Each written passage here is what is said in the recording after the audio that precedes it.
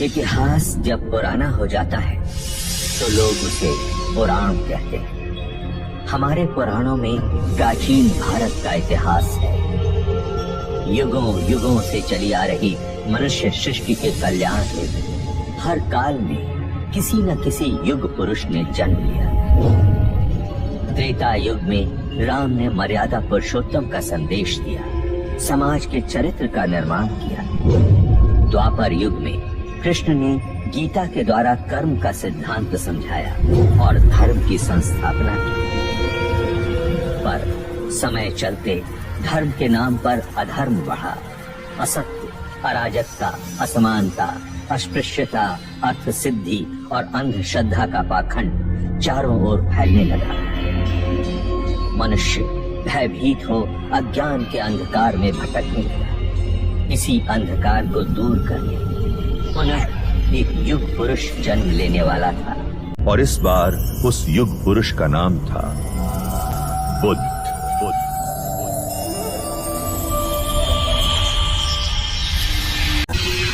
महाभारत युद्ध पश्चात कई युग बीत चुके थे। उस महायुद्ध की परछाई ने भारतवर्ष को कई हिस्सों में बांट दिया था। 2500 वर्ष पूर्व उत्तर पूर्व भारत में मगध और वैशाली के समीप एक संघ राज्य था, कपिलवस्तु। उस समय कपिलवस्तु पर शाक्य कुल के पराक्रमी क्षत्रिय सूर्यवंशी राजा शुद्धोदन का शासन था।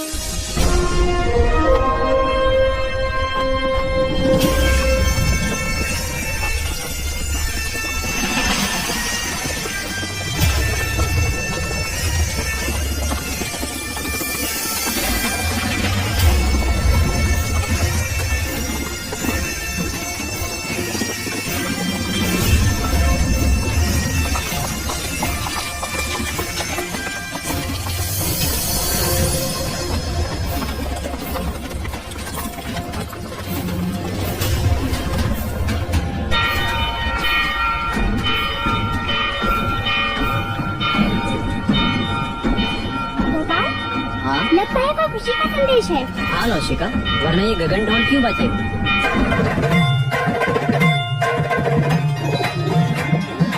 एक ओर से आए राजा, दूजी ओर से पांडव भी। युद्ध हुआ रण में घमासान, अंत में जीते जो थे वीर।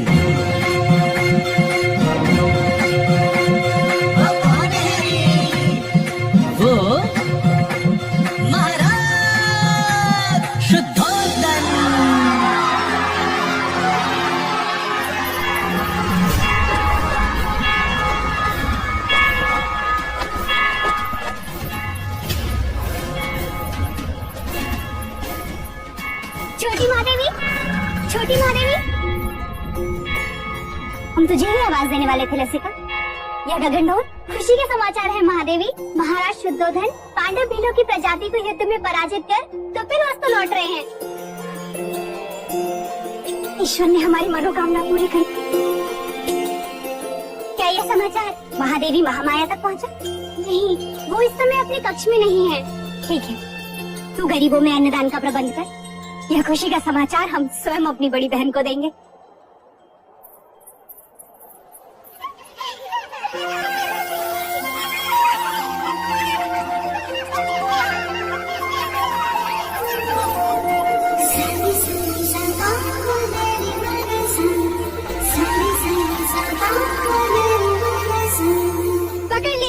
पकड़ लिया।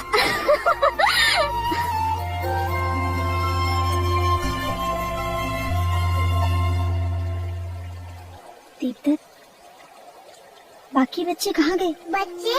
कौन से बच्चे? यहाँ मैं अकेला हूँ।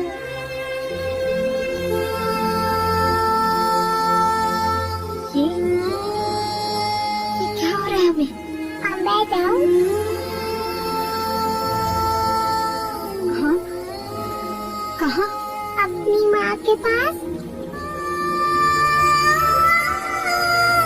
हाँ, पर आपने मुझे एक वचन दिया था ना? हाँ, वो तुमने भूली क्या? तो फिर बोलो। बिना बोले मैं आपको जाने नहीं दूंगी। बोलो, बोलो ना। पहले अपनी आंखें तो बंद कीजिए।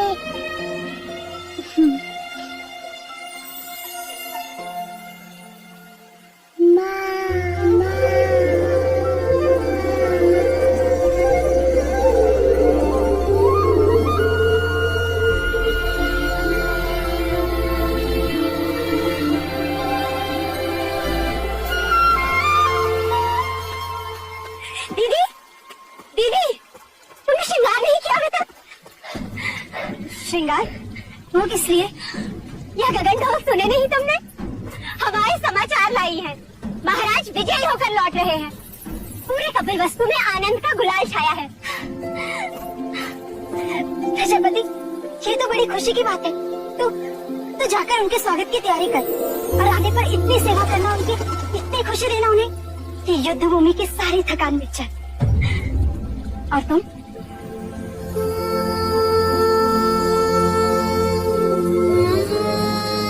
खुशी के मौके पर बाज का चेहरा नहीं देखते प्रजापति।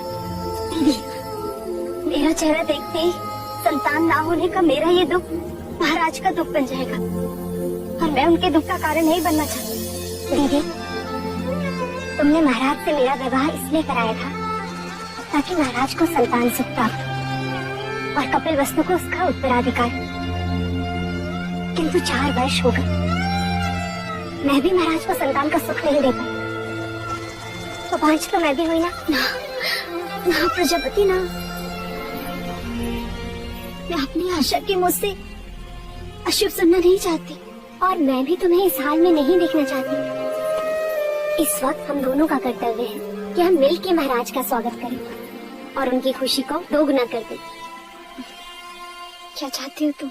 बस इतना कि जब महाराज आए तो तुम उनका स्वागत पूरे 16 श्रृंगार के साथ करो और महाराज बस तुम्हें ही देखते रह जाएं। महाराज की, महाराज की, महाराज की, महाराज की, महाराज की, महाराज की, महाराज की, महाराज की, महाराज की, महाराज की, महाराज की, महाराज की, महाराज की, महाराज की, महाराज की, महाराज की। सारी संगी सदा बदरी बरसा, सारी संगी सदा बदरी बरसा।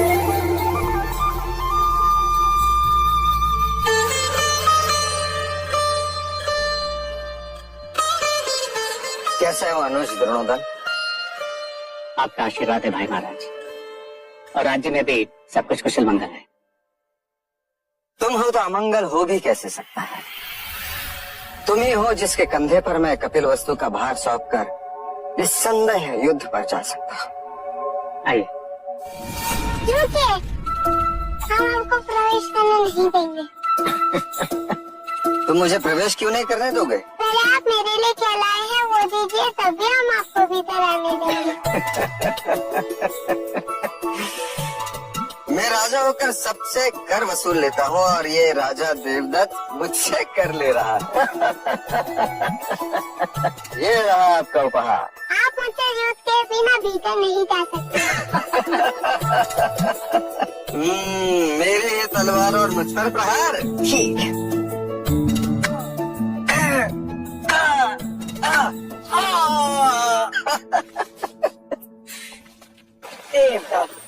अप्रतिम।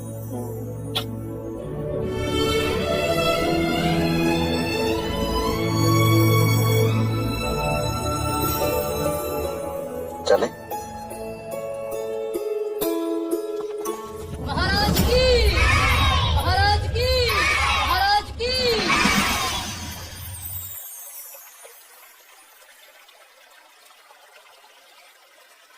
बहुत पीड़ा हो रही है।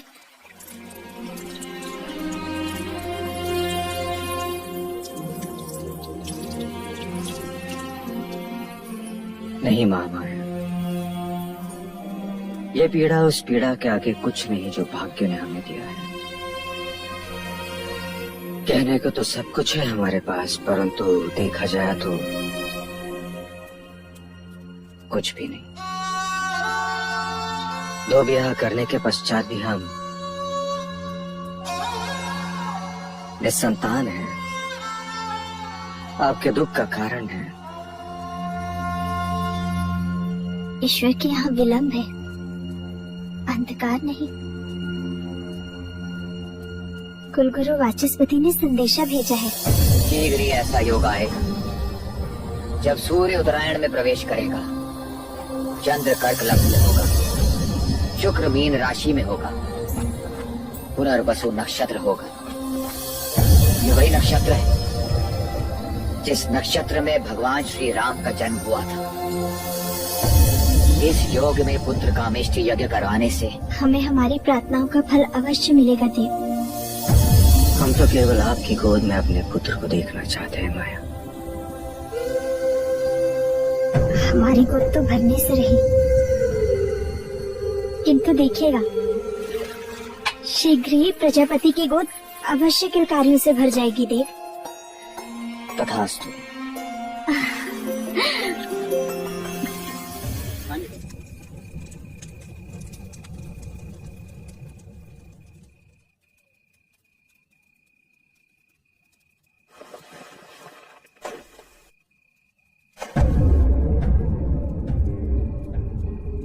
माया,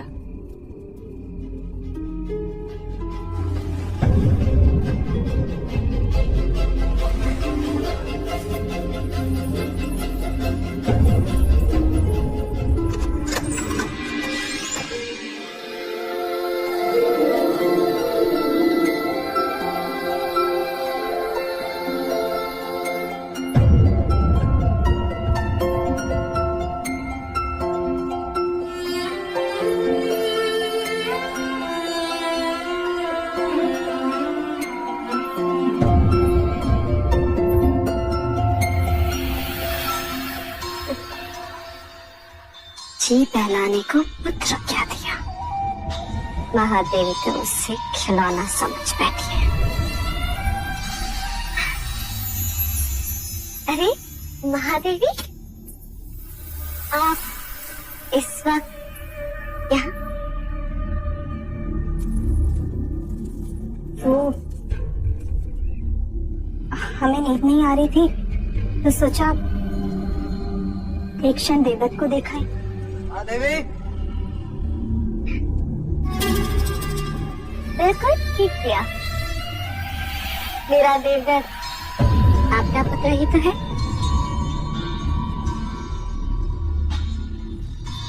मैं तो हमेशा यही चाहती हूँ कि देवदत्त आपके सभी आपकी ममता के आंचल में ही रहे।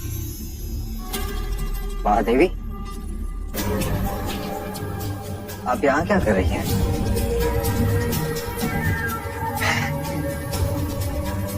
महाराज, मैं समझती हूँ महादेवी की व्यथा। हो जाता है ऐसा कभी कभी। जो चीज नहीं होती उसकी इच्छा प्रबल हो जाती।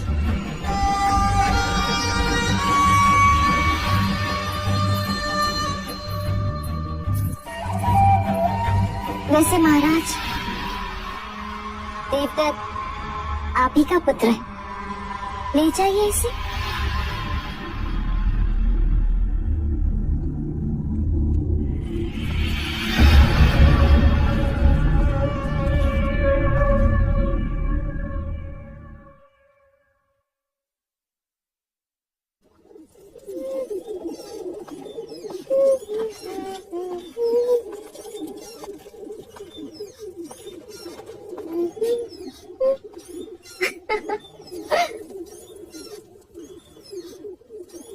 देवदत्त कहाँ है मंगला? महाराज के पास। यही बात अच्छी नहीं लगती। जब भी मैं अपने पुत्र से मिलना चाहता हूँ, या तो वो महादेवी के पास होता है या फिर महाराज के पास। उस रात भेजा था। मैंने उसे भेजा, आज नहीं तो कल देवदत्त को महाराज की जगह जो लेनी, युवराज जो बनना, और फिर कपिल वस्तु का महाराज। जब जब मैं देवदत्त को महाराज के साथ सिंहासन पर बैठा देखती हूँ, मन सपने बुनने लगता है। वो फिर सुनाई देता है, युवराज देवदत्त की जय, युवराज देवदत्त की जय हो। मन के पंछी पकड़ना छोड़ दो मंगला। जिस दिन महादेवी माया या प्रजापति दोनों में से किसी एक को संतान हो गई तो तुम्हारी सारी इच्छाएं धरी की धरी रह जाएंगी।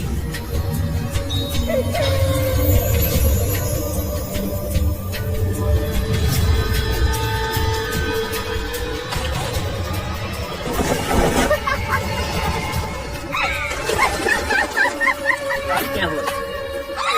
देखो, सपनों के पंछियों को कैसे पकड़ लिया हमने।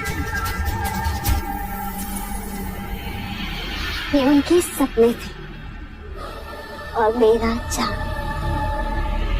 उन्हें संतान प्राप्त होना असंभव है और उसी असंभव को संभव बनाने कुल गुरु वाचस्पति आए पुत्र कामेष्टि यज्ञ कराने के लिए। पुत्र कामेष्टि यज्ञ। ऐसे पुत्र कामेष्टि यज्ञ करने से अगर संतान प्राप्त होने लगे तो सारे संसार में आग लग जाएगी। कामुका जी देवी, इन पंछियों को पिंजरे में बंद कर दो। देवदत्त को तीरंदाजी में काम आएगी।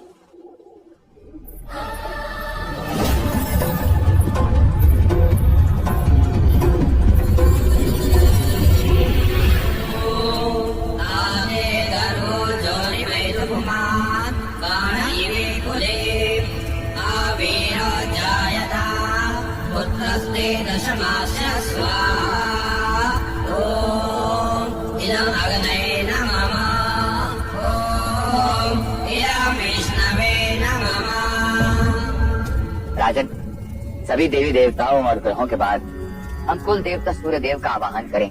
सूर्य देवता अपने कुल की रक्षा हेतु अपनी किरणों पर सवार होकर इस कमल को खिलाएंगे। आदिदेव नमस्तुभ्यं प्रसीद नमोऽस्तुते दिवाकर नमस्तुभ्यं प्रभाकर नमोऽस्तुते।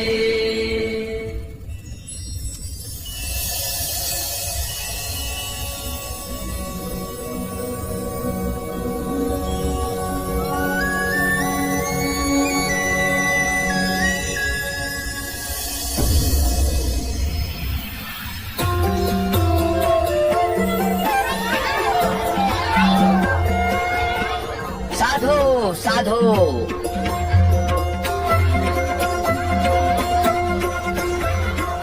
कमल के फूल का खिलना यह संकेत देता है कि आपका भाग्य खुलने वाला है राजन।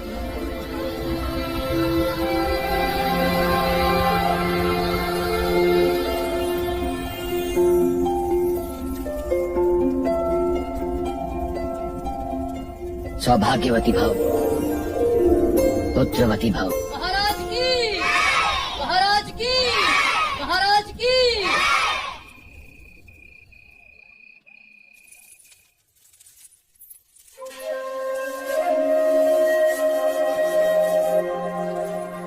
प्रजापति, हम आप ही के कक्ष में आ रहे हैं। नहीं देव, हम चाहते हैं कि आज की अशुभ रात्रि आप महादेवी माया के साथ ही बिताएं। परंतु महामाया चाहती है कि आज की रात्रि हमारा मिलन हो। किंतु प्रकृति का संकेत कुछ और ही कह रहा है। हम कुछ समझे नहीं। कुछ दिन स्त्रियों को अकेले ही बिताने होते हैं देव। आप जाएं। कल का सूर्य कपिल वस्तु में नई खुशियां लाएगा। आपकी रात्रि शुभ हो।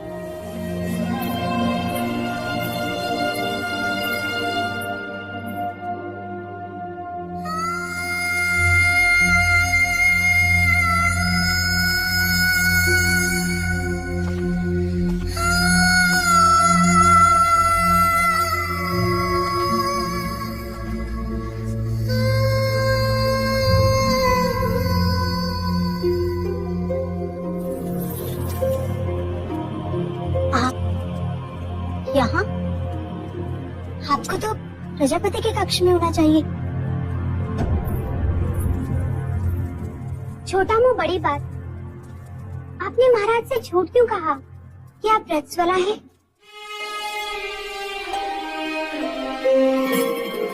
क्योंकि हम चाहते हैं कि कपिलवस्तु का उत्तराधिकारी दीदी की कोख से पैदा हो।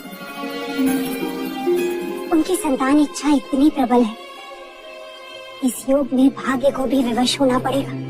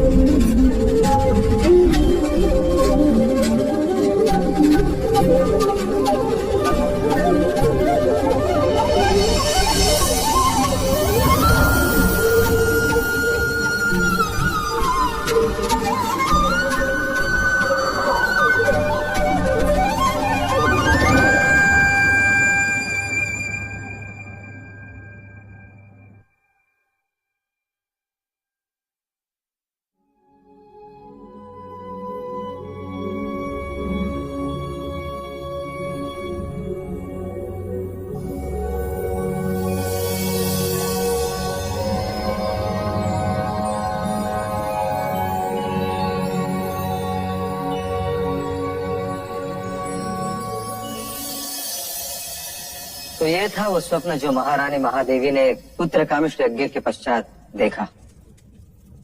आदरणीय कुलगुरु वाचस्पति एवं समस्त ब्राह्मणगण, कृपा करके हमें ये बताएं स्वप्न का तात्पर्य क्या है?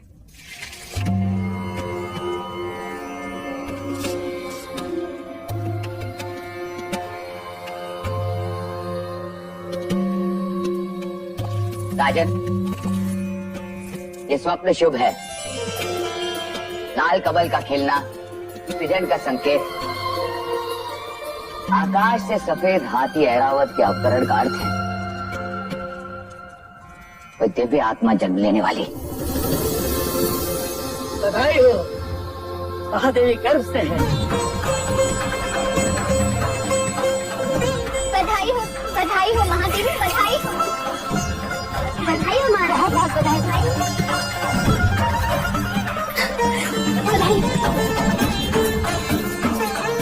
बधाई हो महादेवी।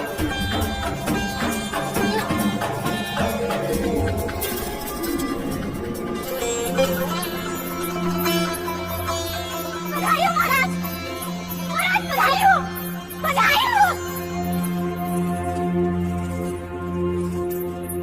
बधाई हो महाराज, बधाई हो। वैद्य जी ने घोषणा कर दी, महादेवी गर्भ से है। अब शीघ्र ही कपिलवस्तु को उसका उत्तराधिकारी मिलेगा। बधाई हो, बधाई हो।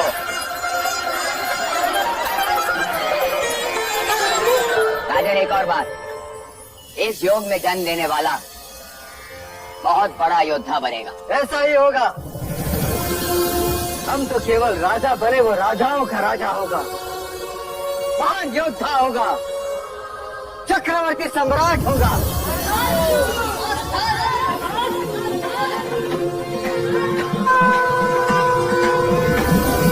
जिसके लिए व्याकुल मन सबका, वहाँ आया शुभ समाचार। है कोई आने वाला जो लाएगा खुशियों का संसार। अरे वो कौन है? कौन है भाई? बुझो बुझो वो कपिल वस्तु का युवराज।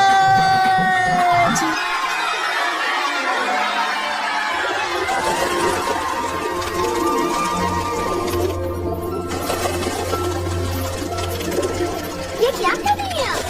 इन पंछियों को क्यों उड़ा रही है? यह पंछी नहीं है मंगला दीदी, ये हर्ष है, उल्लास है, जिन्हें मैं व्यक्त कर रही हूँ। देखो ना, इन्हें इनके बंधन से मुक्ति मिल गई और हमें हमारे सौभाग्य से। आज मैं इतनी आनंदित हूँ, इतनी आनंदित हूँ कि बस व्यक्त नहीं कर सकती। वो तो मैं देख रही हूँ कि आप कितनी आनंदित हो रही हैं। जैसे संतान महादेवी माया को नहीं, आपको ही होने वाली। सच कहा मंगला दीदी, यदि संतान मुझे होने वाली होती तो यह आनंद आधा होता।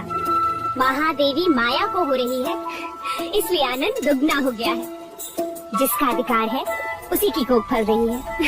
मगर फिर भी इस तरह आनंद का प्रदर्शन करना अच्छा नहीं होता। वो कहते हैं ना, ईर्ष्या का विष तो हवाओं में भी होता। न जाने कौन विघ्न करता सुन ले, और न जाने किसकी अशुभ दृष्टि लग जाए। अब तो जो अशुभ दृष्टि डालेगा, चेहरा उसी का काला होगा।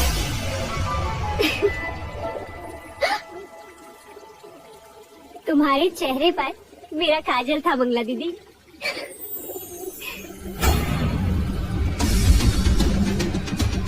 मेरे तो केवल कालों पर काजल था महादेवी प्रजापति, और मैं तो तुम्हें काजल भरे काले आंसू रुलाऊंगी। बस एक और।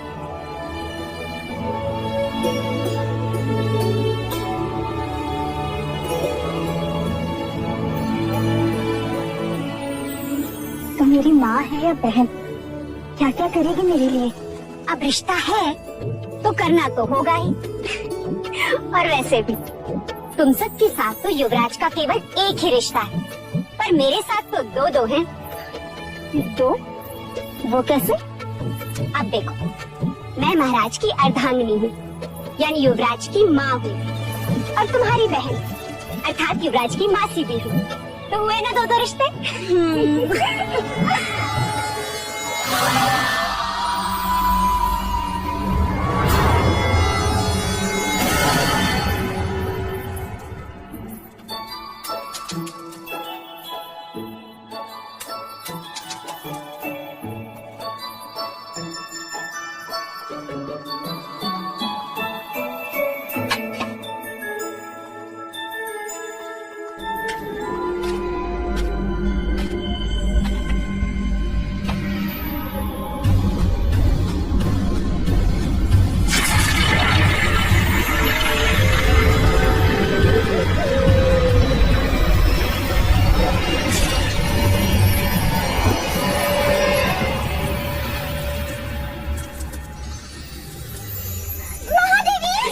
दीदी संभालो। महादेवी, क्या हुआ? देवदत्त कंचे खेल रहा था, महादेवी का पैर फिसला। आप ठीक तो है महादेवी? ईश्वर की कृपा, नहीं तो आज महादेवी की गोद सूनी हो जाती। गोद सुनी हो शत्रुओं की, महादेवी की तो बस गोद भराई होगी। क्यों दीदी? तथास्तु बोलो मंगला दीदी, तथास्तु बोलो। तथास्तु।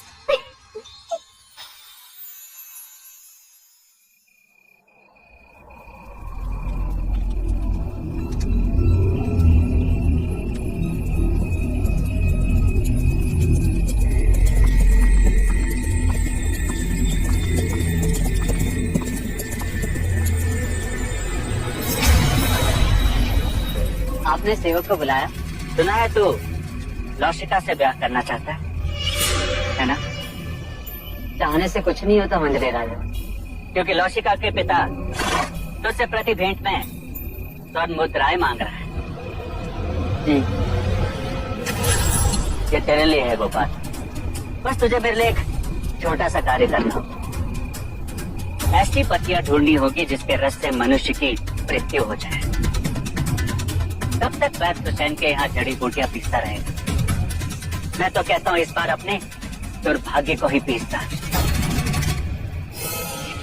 उठा ले, उठा।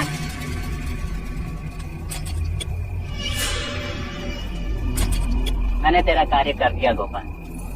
अब तू मेरा एक कार्य करे। कुछ ही दिनों के पश्चात महादेवी माया की गोद भराई है और इस अवसर को मैं छोड़ना नहीं चाहता।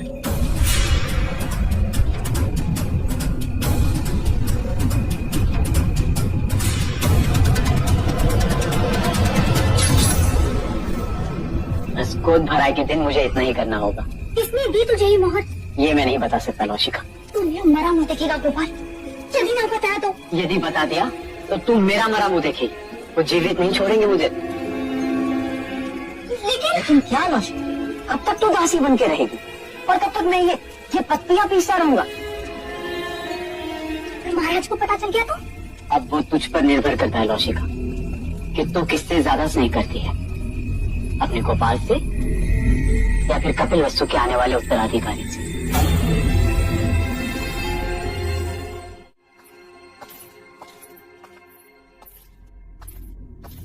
जो खीर महादेवी को खिलाई जाएगी उसमें मुझे विष मिलाना है।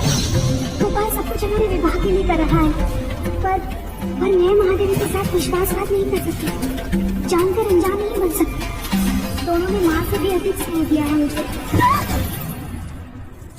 लसिका, तो यहाँ क्या कर रही है? दीदी, दीदी मुझे आपसे कमरे में आवश्यक बात करनी है। वो तुम महादेवी माया को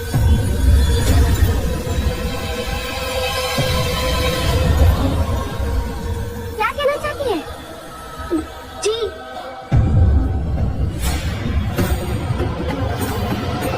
जी कुछ नहीं।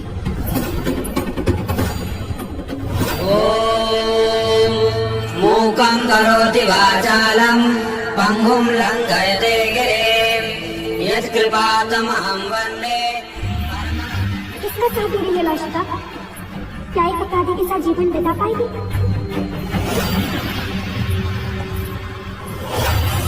मुझे गोपाल को रोकना ही होगा।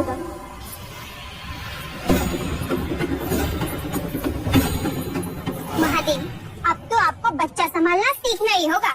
ये सब आप इन्हें क्यों बता रही हैं? ये तो केवल युवराज को जन्म देंगे, पालूंगी मैं। हाँ यशोदा मैया, हाँ।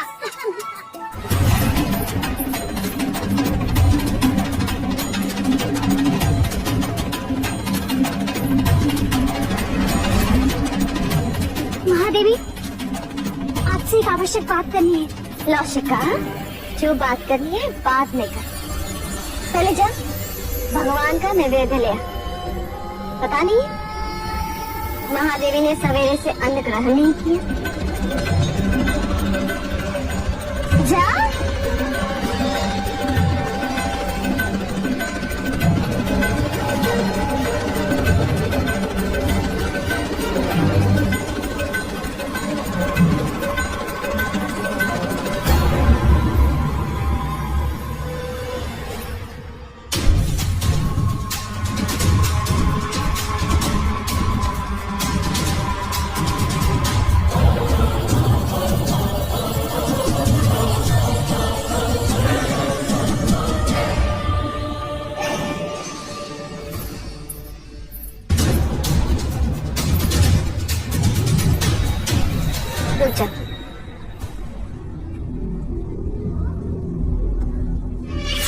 महादेवी प्रजापति, लीजिए।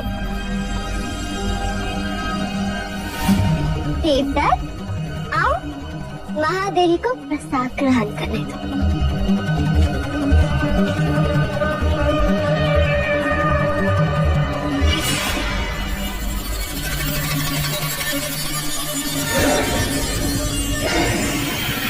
नहीं महादेवी, पहले मैं खीर खाऊंगा। अच्छा ठीक है, पहले हम आपको खिलाते हैं। चलो मुंह खोलो।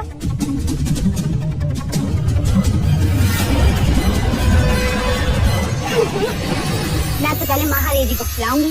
नहीं पहले मैं, नहीं पहले मैं, नहीं पहले मैं। अच्छा ठीक, मत खिलाइए।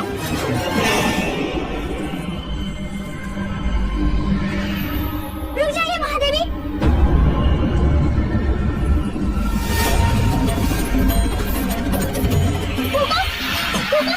राशिका, ये क्या कर रही हो? महादेवी, इस खीर में विष मिला है।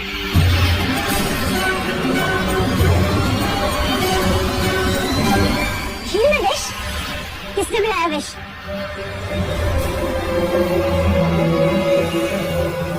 किसने मिलाया विष? हम तुमसे पूछ रहे हैं।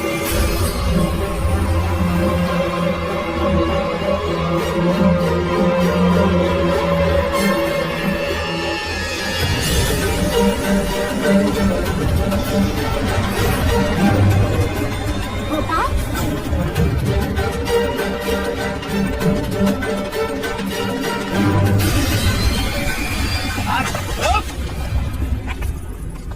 किसके कहने पे किया तुमने ये? उत्तर दो गोपाल, क्यों किया था? बता। बोलो।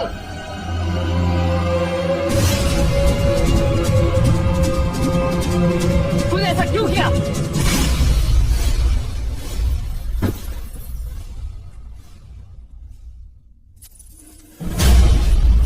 भैया ये आपने क्या किया? गोपाल का जीवित रहना आवश्यक था, वही हमें असली अपराधी तक पहुंचा सकता था।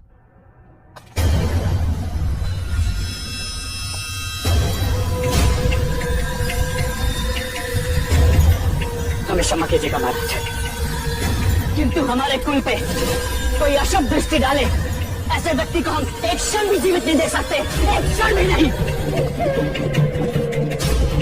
आपके समझ बहुत बड़ी भूल, हमें क्षमा कर दीजिए मां, क्षमा कर दीजिए मां।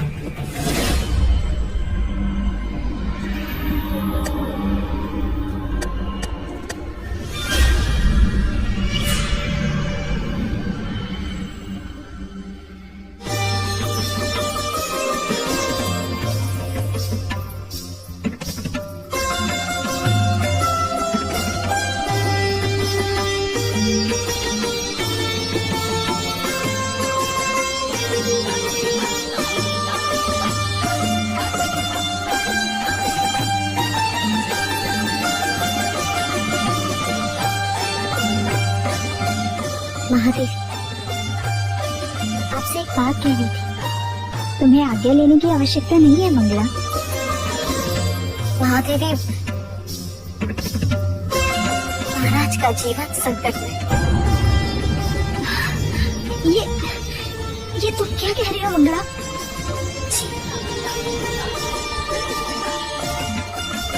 एकांत।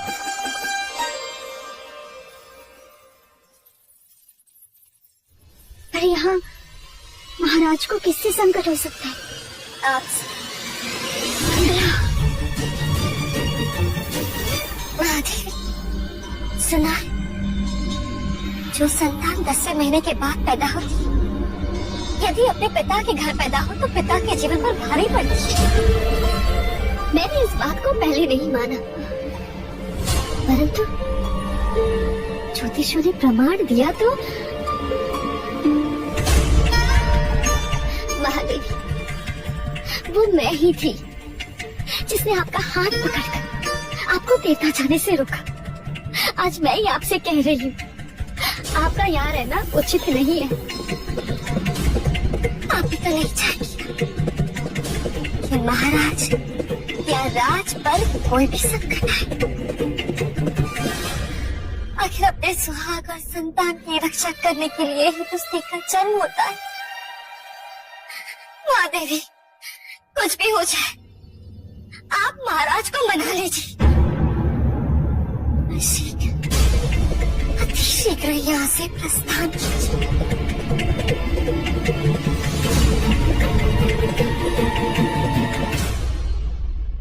हम कल सवेरे ही देवता के लिए प्रस्थान करेंगे।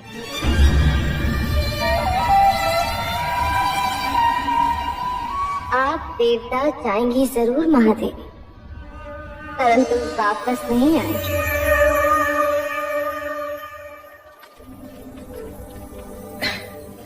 किसी ने सत्य कहा है, स्त्रीहट, बालहट और राजहट के आगे किसी के नहीं चलते।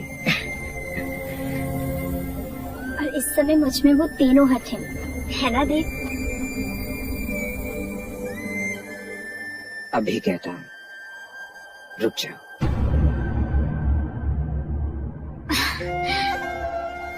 और मैं कहती हूँ जाने दीजिए, मेरा स्वास्थ्य भी अच्छा है और मन भी प्रसन्न है। इसी कारण मैं और प्रजापति माता पिता से भी मिल लेंगे। युवराज के जन्म का समाचार मिलते ही आप भी चले आना देवदा।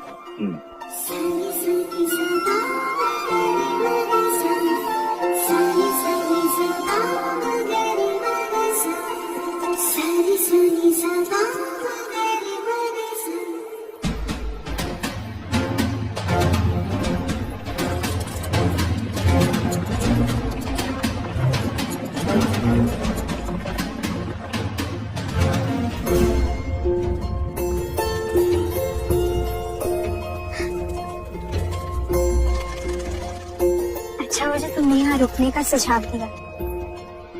वर्षों बाद देखा इस लुंगने वाले को, फिर सुंदरता अलौकिक है, जैसे इसे मानो धरती पर स्वर्ग। सच।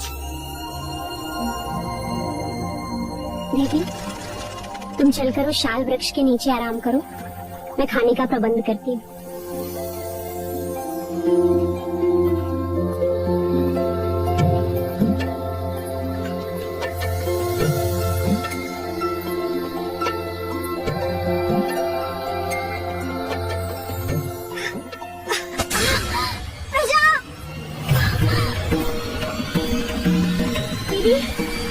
दर्शकों, टाइम आउट, इंजरी, जल्दी आओ। देखो महादेवी को क्या हो रहा है।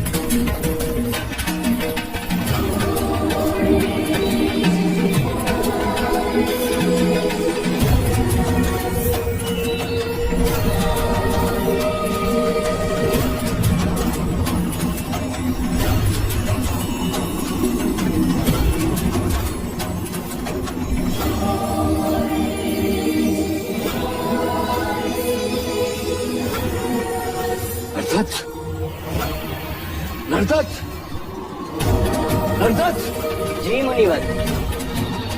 वो आ रहा है, जगत जन्मदाता, जन्म लेने वाला।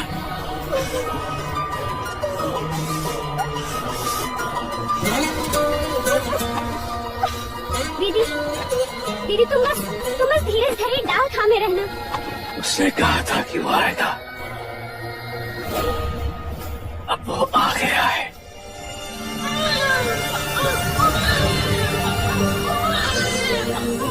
बधाई हो दीदी, बधाई हो, पुत्र हुआ है। ऐ समग्र सृष्टि, बधाई हो तुझे जो तेरा सृजनहार तुझ पर जन्म ले रहा है। क्या देख रहे हो मुनिवर? भारतवर्ष,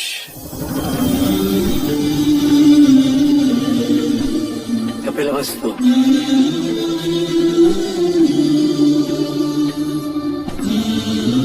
लुम्बिनी वन,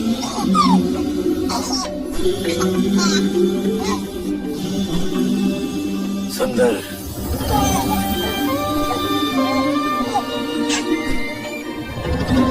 मन को छू लेने वाली दिव्य आत्मा। ना सुंदर बालक हमने पहले कभी नहीं देखा। देखो तो कैसे मुस्कुरा रहा है। महाराज देखेंगे तो कितने प्रसन्न होंगे।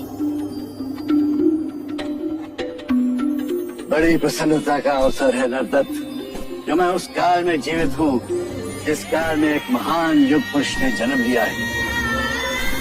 अब तो ही बता, तेरी इस लीला को मैं किस नाम से पुकारूं? अब तुम ही कहो दीदी। युवराज को क्या कह के पुकारे?